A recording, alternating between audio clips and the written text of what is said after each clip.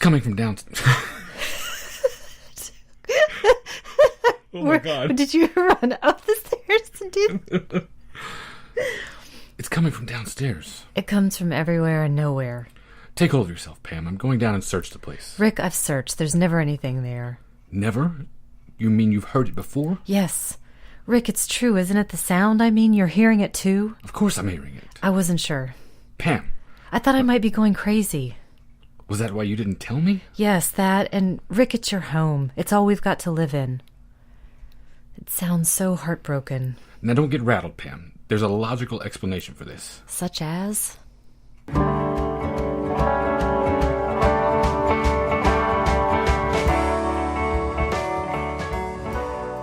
Welcome to the Magic Lantern Podcast, an ongoing informal discussion of the films we love and the things we love about them. I am Erica Long. And I am Cole-o-ween. Each episode of the Magic Lantern will be devoted to one film that we alternately select, and we will discuss why it is significant to us. We are at episode number 7, which is part 2 of our Halloween array of shows. Array, I guess there's only 2 in it. It's a small array. And this time the choice is Erica's, so let's see what she has in store for us. I have chosen The Uninvited from 1944, directed by Lewis Allen and featuring Ray Milland, Ruth Hussey, and Gail Russell. And why did you select this film for the show? This one was kind of a gimme for my Halloween choice because I've loved it for years, and it hits all of my buttons. It's the haunted house by the sea. I would love to live at Land's End on the base of a cliff in a big old house and hear the ocean every day. Not have it be haunted, ideally. And it's got the gothic ghost story with lots of different undertones and undercurrents of weird things happening. It looks great. The screenplay has some really fun touches in it.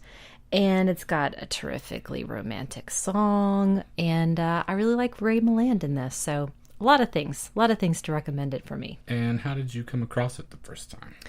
My mother had heard of this film, but had not seen it, so I think it was kind of a harder to see one. You'll correct me if I'm wrong on that one.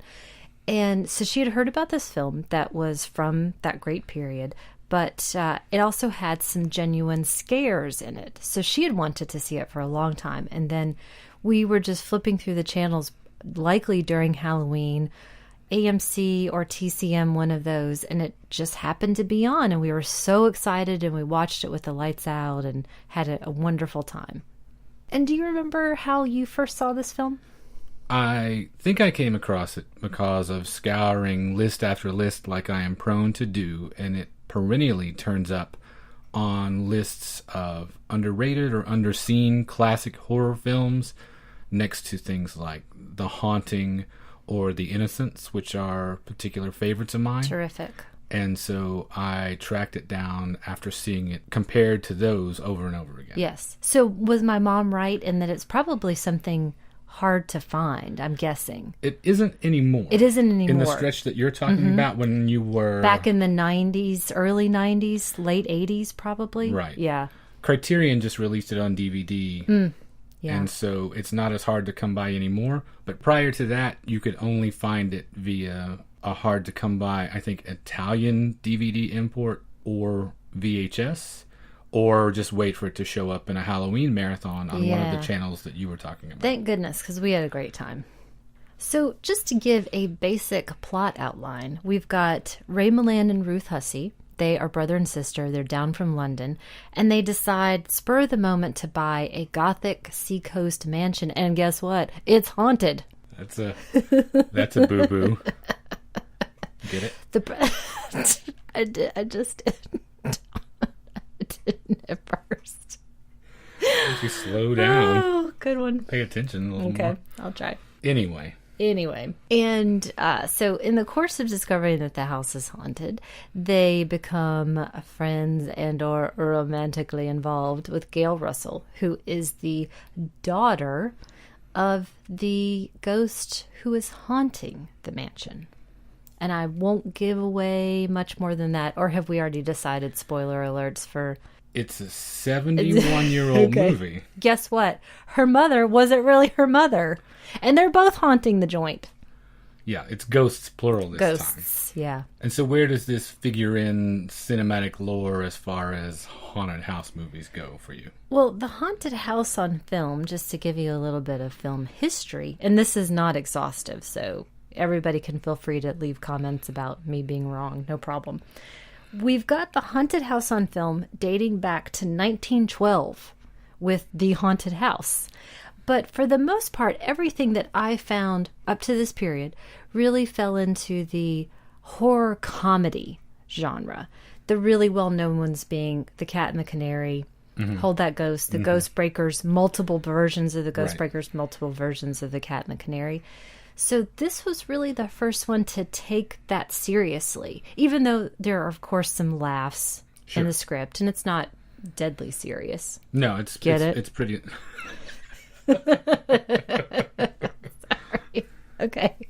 So it's not deadly serious, but it takes the haunting seriously. Right. It's the first time, or at least the first significant time, that the ghost is actually revealed to be a true supernatural presence. Yes. It wasn't someone trying to get the inheritance. Exactly. It wasn't gangsters. It wasn't the guy behind the curtain that Scooby-Doo figured out that it was Old Man Jenkins. Right. It was an actual ghost. Haunting. And for me then, after this, it only gets better with the haunted house on film. You mentioned before The Haunting and The Innocents, those being, for me, the top of that. Legend of Hell House being another fantastic one. That may be my favorite. Yeah. So you've got really fantastic things coming afterwards. So this is, I don't want to say groundbreaking, but it's a great turn, I think, for the genre to have made. Sure. And I had mentioned before my mom hearing that this movie had some real scares in it. And there are several moments that I love. One being when all is in darkness and Rick comes out and Lizzie, the maid, is saying something, but he can't see her, and then he puts the light on her, and she's been in the room the whole time. I think that that's a great little spooky moment. I really like that. And then the ghost effect itself, I really enjoy. That effect was actually cut out by the English censors when it was shipped overseas for exhibition. Deemed too scary, I'm guessing, maybe? I think that's why. Okay. And it turns out to be a little ironic because critics then praised Lewis Allen for his restraint. I don't think he actually wanted to put it in the first place. Oh, okay. To be honest. But then when they took it out, the critics justified his instincts by praising how restrained it was and not overboard with the special effects. So the UK audiences did not see the version that the US audiences did with the Spectre in it. Okay. Well, I think with the Spectre in, it's definitely not overboard. For me. No, it's at least in this day and age, it's super subtle. Yes. Yeah. I love the way it looks. It's very ethereal looking. You can't quite get a fix on her face. And it's of Mary Meredith, who is, we think, is Stella's mother. And we've seen her portrait multiple times. She is a presence in the film. And Do you notice what she's holding in her hand in the painting? Isn't it the little bouquet that's on its side? It's a hat. Okay. It should have been a bouquet. Oh my goodness. Okay, I'm nixing all the Halloween puns. You ruined my joke. Sorry. You were supposed to guess something else. I'm sorry, Shimp. What was I supposed to guess? I don't know. A diploma. A diploma. A little dog's foot. What? Oh, one of those little beanie hats with the propeller. Coonskin cap. Anything? Dog's foot? You know, there were severed no. I was thinking more that dogs were used in lots of 16th to the 18th century paintings. I'm sorry. Was she shaking hands with the dog? I'm going into my art history classes. It was for fidelity. Anyway. Okay, no, not a severed dog's foot with little blood droplets in the corner of her mouth. No. This film was more grisly than I thought. Yeah, I thought it was restrained, but I guess not. Anyway. Okay. And there's the table turning scene, which I think is fun. And then the literal page turning scene when the ghost we don't know which one, is trying to draw everybody's attention to the doctor's book to figure out what actually happened. It's pretty fun. And part of why it looks so great is Charles Lang, who was the cinematographer. And this film was actually nominated for Best Cinematography. And Charles Lang had a huge career. He had dozens and dozens and dozens of credits, and including The Cat and the Canary, which came before this, we mentioned before, Some Like It Hot, The Big Heat, and Ace in the Hole being some of my very favorites. Yeah, which also looks fantastic. Yeah. So a master of the black and white, I think. Yeah, absolutely. And Lang is a great example of the thing that we like to encourage on the show, which is that making those connections and connecting those dots, tracking down that artists, not necessarily the lead performers or the director even, but all the other technicians and contributors that you might not necessarily pay attention to, but that are often directly responsible for the film. And you can follow their chain through the rest of their career and find these other things that you like. I was thinking a lot about that sort of thing in relation to Rebecca as we watched this. We just got to see this, by the way, in the theater for the first time last week. Which I really enjoyed. Yeah. I really enjoyed seeing it like that. I think it's one of those to me that feels made for that. Oh, without a doubt. Yeah, we got to see it on 35 millimeter, which I've never seen it that way before. So we were really lucky to be able to catch that. But a lot of the time, like I was saying, I was thinking about it in relation to Rebecca, your first choice for the show a few weeks ago, and how many analogs there are to that, and how much compare and contrast I was doing in my head. And you have all of these sorts of connections in terms of theme and look. Absolutely. They're 4 years apart, so very close. Right. You've got the young, naive, innocent girl who is swept off her feet by the older, sophisticated man. You've got convertibles and seaside cliffs, and you even have Miss Danvers analog. You do, with Miss Holloway. Miss Holloway, and the relationship that's discussed, alluded to. She and Mary Meredith were, in her words, very, very close, and they planned their lives and how they were going to take over the world. And critically, not doing it the way everyone else was doing it. Wink, absolutely. wink. Yes, it didn't involve other men in the scenario. And I don't mean to suggest that any close female or male relationship at the time had to be a latent homosexual relationship. I do think that those lines are... I think those dots are being connected with this I think film. So too. I think it's suggested. And you and I aren't the only ones. The Catholic Legion of Decency, when the film came out, the man who was in charge of it at the time wrote a letter to our good friend Will Hayes. Oh, no good was going to come of that. No. For film goers. No. He said in his letter, and I quote, "In certain theaters, large audiences of questionable type attended the film at unusual hours." What is that? Were they showing it at 2 a.m.? What is that? 3 in the afternoon? So he encouraged him to take greater care next time when presenting anything so potentially inflammatory and suggestive to movie-going audiences. They would have had to have cut the whole character out, right? Pretty much. But yeah, she's definitely that Mrs. Danvers, all the way down to the staring eyes. Oh yes, she worships her memory in the same way. Yes, she has the second huge portrait of Mary Meredith in her office, and it dominates everything. That's the one that has the hat. The other one might actually have a bouquet. Maybe I was bouquet. So maybe you're right now that I think about it. Okay, we'll have to watch it again and see. So a lot of parallels to Rebecca.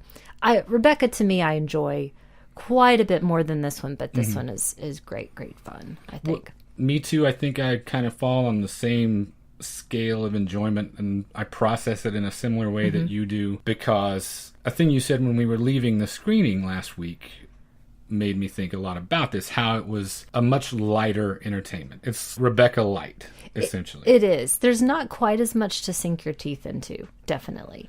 And the feeling that I had walking out of this was that I had attended this at a Saturday matinee, I guess with all of these questionable types. But I'd gone to this movie at a Saturday matinee, and which of course had never happened. I was recalling an experience I've never really had. It felt like those days of yore, maybe that I'm sort of making up possibly, but just leaving with a warm feeling. Right. Like you'd seen a newsreel and a cartoon. Absolutely. I got my full 10 cents worth with this. Well, the film itself certainly in its tone fits into that popular entertainment slot as far as that sort of thing goes. In those times, at least before television, when American culture was going through difficult, strenuous times, they turned to the movies as their main, if not only, source of entertainment. When you look at attendance numbers for those certain time periods, 1930, for instance, in the height of the Great Depression, that is the high watermark for film attendance in the United States, which still has never been come close to. Wow, what was the rate? 66% of United States citizens went to the movies once a week. That's 2 out of amazing. every 3 people you know went to the movies every week. That's amazing. When I was a kid, my mom and I went every week. When I was young, we did a similar thing. My grandmother or my mother took us all the time. And then when this came out in 1944, it was close to that. Not quite as high, but you're deep into World War II at this point. And so people are looking for distractions. And so at that point, 80 to 90 million people a week went to the movies. I cannot wrap my mind around. If it gives you any way to sort of put it in perspective, last year, 229 million people went to the movies in the U.S. Total for the year. That would have been eclipsed in 1944 by January 20th or so. Wow. Yeah. So we were going to the movies, Constantly. and we did walk out with that feeling of, oh, everything ended well, and the ghosts were laid to rest. And right. When you look at what was extremely popular in 1944, for instance, when this came out, 3 of the top 5 grossing films were musicals. Going My Way was number 1. And it was a critical as well as commercial success because it was Best Picture also. And of course, the war was on everybody's mind because a number of other patriotic or war pictures were in that list. 19 releases in 1944 cracked $3 million. 11 of those 19 were war-related. Yeah. So people were looking for distraction, anywhere to spend their money that they were supposed to be saving, but they still consumed as much as possible. The busiest day ever at Macy's, for instance, in New York City, Pearl Harbor Day 1944. Was the busiest sales day at Macy's up until that point. I'm sure that record's been eclipsed by now.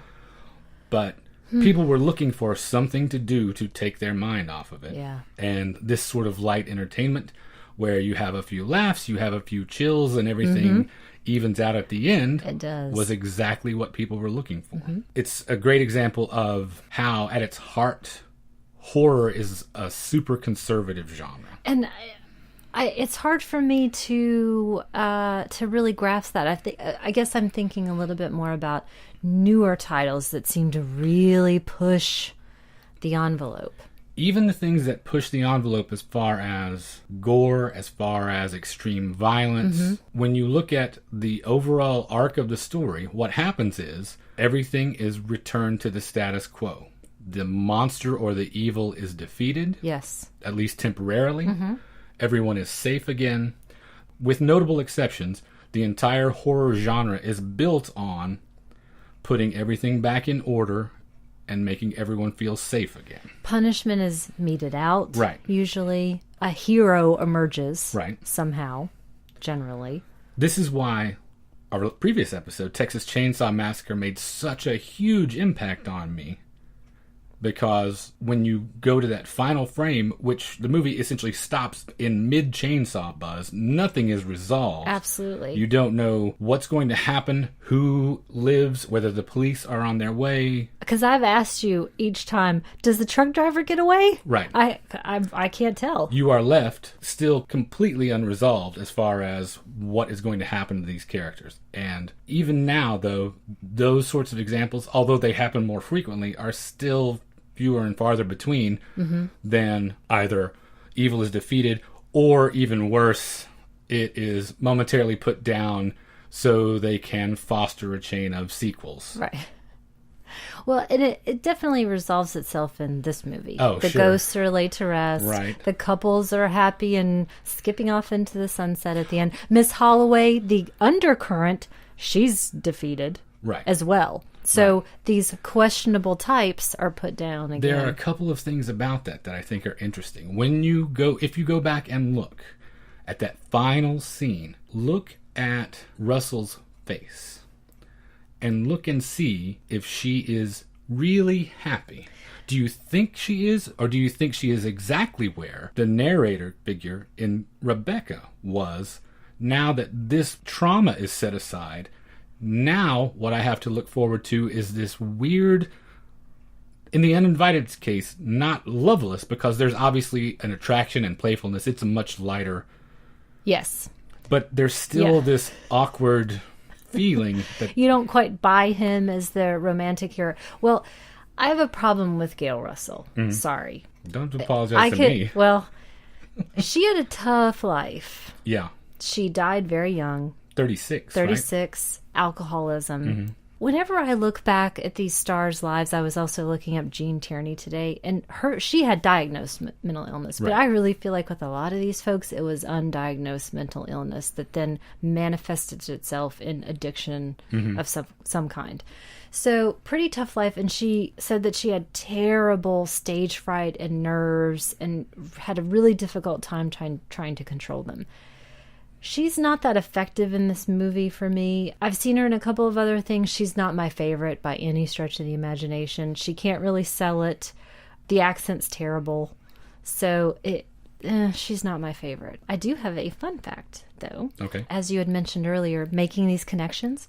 So Cornelia Otis Skinner, who is also an author, and she plays Miss Holloway in this, she wrote a book called Our Hearts Were Young and Gay, and it was made into a film. And actually, Gail Russell plays Cornelia Otis Skinner in that film. And it came out, I believe, about the same time as this one. I have a fun fact as well. Okay. Or two, even. Also directed by Lewis Allen. Director of this film. And they were released one after another. Literally. The Uninvited was released on September 1st, 1944. Our Hearts Were Young and Gay was released on September 2nd, 1944. Okay. And then they did a follow-up, and she played her again a couple of years after that. So, little strange connection between the two of them. They were terribly intertwined for a period of I a guess few so, years, it yeah. looks like. Also, even more fun fact. A funner fact? Not the funnest fact, but a funner fact. Okay. The Uninvited was Lewis Allen's debut feature. Wow. You can't tell. When you look at it, it does not look like a first film. He made one short prior to that, and then this was his debut feature film. Or should I say, debut feature? I did see that one coming. God. But to go back a little bit, jokes aside, Okay. I was thinking more about how, again, in terms of our show and the things we like to talk about, how it fits into your personal cinematic lexicon. What are the elements about it that you find so appealing? I can guess a few. Okay. Do you want to take a stab? I'm guessing that it appeals to you a great deal because, again, you relate to it so much. The things that you love about it, because they turn up again. If you go back and look at the history of the podcast, Okay. the short history of the podcast Short so history far, of the podcast. 3 of the 4 episodes that you have now chosen, Rebecca, Hannah and her sisters, and now The Uninvited, have this theme of naive, younger girl swept off her feet by erudite, handsome, sophisticated, older It sounds man. terrible when you put it like that. What I guess I really wanted to know is, how does it now feel to be living your dream? Thank you. It's wonderful, darling. That was If we would only move to Land's End, like I've been asking for since the day we got married, it would all come true. It would all be great. But what are the other things in it that you really relate to? What do you think are the things that it's made of? Say if you had to put together the prototypical Erica Long film that I love, what's in there and how come? I do feel kind of like a dope now because it is pretty simple. It's living by the ocean is a huge one. I have this vision of how everything sounds and smells and feels, and those houses fit right into that. yeah, it's this aspirational thing of where I want to live. And I don't know that I haven't formulated this. I'm feeling a little bit tongue-tied. Do you want, for instance, a dark, malevolent, possibly lesbian maternal presence bent on driving you insane? No. But if the house price is right, I would really consider it. I would really consider that one. If we could ghost bust that thing and know that it would be done, yeah, no problem. I want to see the ocean on the ceiling like they do in the beginning. It's pretty exciting. In the studio. And they have a dog and a cat. Doesn't that fulfill your hope too? Or the dog part? The dog part, at The least. cat for me. I think back to when she saw that studio for the first time, and she refers to it as looking like a cucumber frame. And it, I thought, was beautiful. That immediately was the room that I wanted to live and work in the most. Absolutely. Plus they have fireplaces in the bathroom. That's Life of Riley. Super cool. Yeah. Okay, so what is this prototypical film? There's a mystery that the young people band together to solve. That appeals to me. The location appeals to me. Wearing dresses that go all the way down to the floor sometimes, that appeals to me. You know what? The more I think about it, it really is solving the mystery. Anything where the people solve the mystery, I'm going to go for 100%. So it's the puzzle aspect of it. It is. In addition to the geography. Yeah. A cool puzzle. Cool puzzle. And a cool setting. House.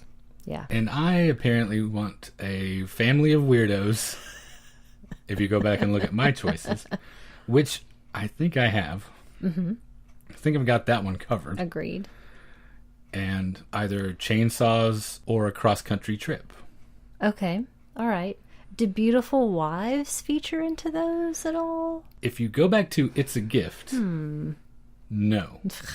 If you go back to The Old Dark House, on the other hand, and Gloria Stewart, she's a peach. She's got it going on. So you got a 50-50 shot. Texas Chainsaw, I guess we're just going by those masks. Right. They looked pretty good. Yeah. And you I know you think you're an aspiring curmudgeon, but you got the curmudgeon part down. So, done. Well, since you love this idea so much of living by the seaside and jaunting about solving mysteries. Genteel mysteries. I was going to give you a quiz to see how well you could do Okay. in this particular instance. All right. The movie's set in Cornwall. Yes. Cornwall, I don't know if the listeners know, but has a very distinct dialect. It has a separate language, in fact. It does. But in addition to that, it has turns of phrase and expressions that might be a little confusing to the average Yank who just decides to go plop down in the middle of the village, buy a house on the seaside, and just begin to live there. Okay, so this is what will happen, quite likely, when we do move there, which is going to happen. Right. Definitely. So if we go to Land's End, like you want, Yeah. and you are unpacking the house, and you find that we need some household item, and you run down to the apothecary to get it, as you pass your neighbors on the street, I'm going to say some things that they might say to you, Okay. and you just respond how you would. Just let instinct take over. Okay. And we'll see how well you do. Okay. If someone was to say to you, for instance, I'll just be that person. Okay. I'm not going to do the accent. Sure, because, yeah, But impossible. that bloke is cakey. I would say, where's the cake? Can I have some? Dang it. So what does cakey mean? Feeble-minded. Richard Dawson. Okay. You like this app? That's pretty good. I downloaded this just for this. Do you have one that goes, auga? We'll find out. Okay. Okay. Okay. Next question. All right. Where should we go? I'm checking. Again, where's the cake? Can I have some cake? Dang it. That means thirsty. Oh, shoot. Okay. You're a great Dobeck. Why, thank you, sir. Oh, Stupid person. Sheesh. I don't know. I think I'm going to be pretty popular. You'll at least be a never-ending fount of delight to them. In the village dunce. Gets on.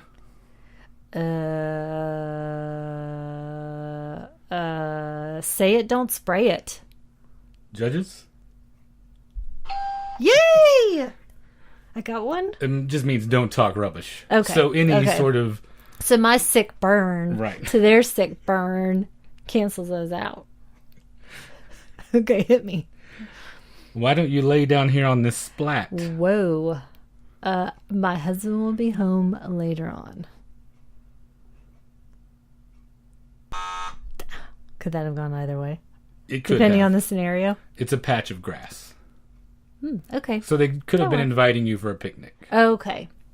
Sexy picnic's what it sounds like. I'm getting stripped up for this interview. Well, don't let me stop you. Yes. Technically correct. Okay. It means dressed appropriately. Okay. So all my saucy winks and answers, 50% of the time, are appropriate. Give or take. Okay. Speaking of, here's one All right. for you. Okay. Have a titty. Whoa! Can I make that the grab my shirt collar? They just offered you a potato. Oh, I should have taken it. You should. Shoot. You like potatoes. I do. My titty is zamzoozled. I'm sorry. Let me get you another titty. Yes. Perfect. Yes. Perfect. I'm assuming burnt or Under messed or up. overcooked. Yes. You nailed that one. Yeah. You're starting to really get the hang of this. Potato trivia. I can probably get. That clacky is Cooney. Oh. My instinct says we don't talk like that around here, but that's probably wrong. The point of this quiz is exactly that they do talk like that around Dang here. it. You are the only one that doesn't talk like that around I here. always assume something is too sexy or racist or horrible or something. That only meant that this sticky, chewy food is rancid. Oh, ew, gross. So far, still don't know where the cake is, which is pretty lousy. Okay. Okay. For all the marbles. Oh gosh. Oh Lord. Is it if it's potatoes? I have an even money. What's on me cock? I don't know. Let me check. Judges? Yes. Yes. Is it a literal? Is that a literal one? It could be. In this case, it just means, how's it going? What's up with you? Okay. Or is everyone asking me this 80 years old? Should I just take that as at face value that they're probably not trying to get in my business or start a fight or something? I That they're wouldn't probably guarantee it. older villagers. Okay. All right. Well, since you did so well in the lightning round, Thank you. I About will stuff on Stuff's Cocks. I will let you give your recommendation first. Okay. Well, before I get into that, this leads directly into my recommendation. This Okay. is the theme that really spoke to me, and this is the first film that I thought of it, which I will get to in just a second. So the theme is negative portrayals of mothers. And I did a little bit of research again, not exhaustive, excuse me, and found that you don't see a lot from this time period, well, really from any time period, that the mother, the person who we think is the mother, Mary Meredith, is portrayed so negatively. She is, in fact, a deadly mother. And this is not something that you see often. There are some pre-code things where single women or married women have questionable motives or do things that might be considered immoral or unlawful. But you don't see a lot of women shunning their children. No, you don't. You might see some neurotics well, I mean, you go through the entirety of Tennessee Williams' canon, Right. and that's all about terrible, neurotic, clinging, awful mothers. But you just don't see a lot of that in film. And so this was a little bit different too. One of the characters is reading notes from the doctor that was there at the time, and he explicitly states that Mary Meredith had feared and hated the idea of becoming a mother. And so that's something that you think, oh, she's a terrible person. You didn't see it in film a lot. No. You did see it in Dorothy McArdle, who wrote the source novel, in virtually everything she wrote. Ah, okay. She had this ongoing undercurrent of maternal malevolence that sprang from her relationship with her mother. I was going to say it had to be based on something. Well, Dorothy McArdle was a proto-feminist, I guess, for lack of a better phrase, and spent a lot of her time fighting against this idea of the Victorian woman and the Victorian mother, whom her mother was a textbook example of. She thought of her mother as one of those fake hysterics that frequently took to her bed. Absolutely. And was too fragile to engage with the world at large. And she couldn't stand it. And she wanted to demolish that idea forever. And if you look at her novels anyway, because every one of those instances of those women are ultimately destroyed and dismissed. And again, with Mary Meredith, she's deadly. She's incredibly selfish. It's suggested that she can't love, essentially, another. Certainly not her husband, except for a jealous, possessive level. Not ostensibly her daughter. How much of that, though, was based on the fact that she knew that that was not her daughter? Because this is another interesting thing that I think McArdle does. We mentioned how this is kind of a gothic romance, and I was going to ask you about this. Is it truly a gothic romance, or is McArdle using the framework of the gothic romance, using those conventions to critique the idea of the gothic romance? I don't find much romance in this movie, and that could be the actors themselves, or that a lack of chemistry. A lack of chemistry. I mean, it's subservient to the rest of the story. The story is about the mother-daughter, and it's about the haunting and these other things. And it's much more of a sibling relationship than anything, I think. Even though Alan Napier is really making time with Ruth Hussey multiple times. But I don't find it to be that romantic, personally. So how does this get us to your recommendation? So my recommendation is another portrayal of a mother that I find to be really interesting and not something that's talked about or seen a lot. And the film is The Babadook from last year, 2014. Directed and written by Jennifer Kent and featuring the wonderful Essie Davis. And this is a very fascinating mother-son relationship and includes a haunting as well. Yeah, I really liked that one. Love it. That was a good choice. My recommendation is in keeping with the theme of wailing spirits in the night. Okay, it's a good one. My choice is The Curse of the Crying Woman. Oh! Classic Mexican horror from 1963, directed by Rafael Baladon. It basically takes the legend of La Llorona. The most basic version of the legend goes that a young woman drowned her children in the river as revenge against her philandering husband. Another interesting portrayal of a mother. Right, and a connection to the Uninvited. Then was so overtaken by grief that she drowned herself and was cursed to roam the earth for the rest of her undead days. Yes. Weeping and searching for her children. Ah, okay. It is really beautiful. It's very gothic in the same sort of way. There's the ancestral home, witches resurrecting evil spirits. It's really great and full of atmosphere, and I highly recommend it. Wonderful. So 2 terrific recommendations, The Babadook and The Curse of the Crying Woman. Which I guess brings us to the end of our second and final Halloween episode for this year. If this episode didn't scare you too much and you would like to hear more, you can find us on iTunes and Stitcher Radio. While you're there, if you feel so inclined, please leave a review and or a star rating.